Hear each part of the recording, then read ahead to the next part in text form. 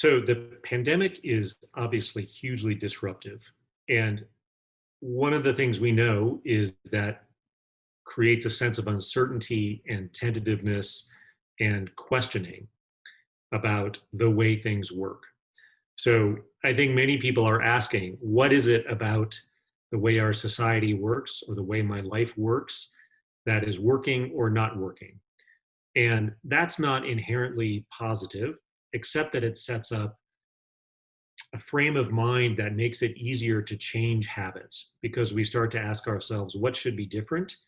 And hopefully, we have the wisdom and the insight to recognize things like social relationships are important and we want more of those, that many pointless meetings are not so valuable and we want fewer of those. So I think that there's an opportunity for positive change that needs to happen with some guidance. And when I say guidance, I really mean the kind of introspection and reflection that people can engage in about what are the important values. Hopefully, that happens naturally. I think as psychologists and social behavioral scientists, we can help frame that question, help people think through the answers to those questions.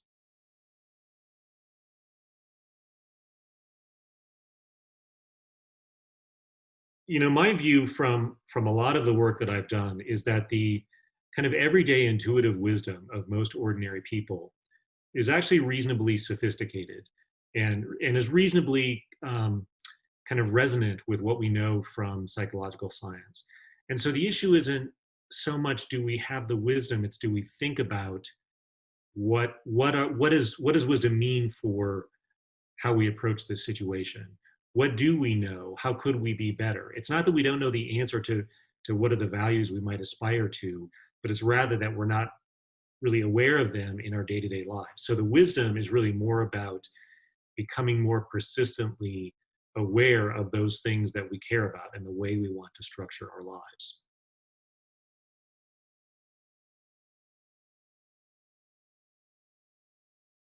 It stems from the same source of tentativeness and uncertainty. We're all asking what comes next? What does this mean for the way our society is structured? Those are difficult questions. And who poses the answers to those questions? Is it the case that autocratic leaders might answer those questions for us, might give us an easy answer where the answer is essentially it's because of them, it's because of the outgroup? We know that people can be really easily pulled into these kind of intergroup conflicts. So given that we're in this moment of uncertainty and tentativeness, will we allow other people provide us with an easy answer that really steers us toward the negative? And it's a very tempting psychological path to go down because it means blaming other people and not really confronting the difficult challenges in our own lives or in our own societies.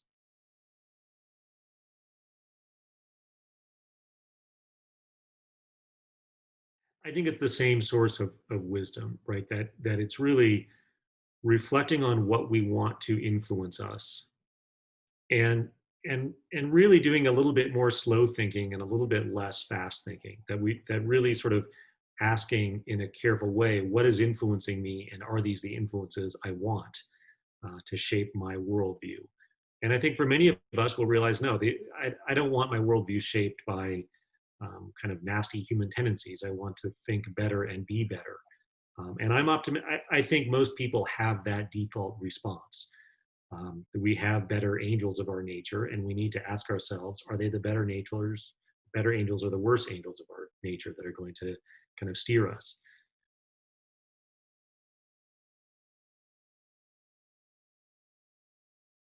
We are far more socially connected than we have appreciated, and that carries tremendous threats.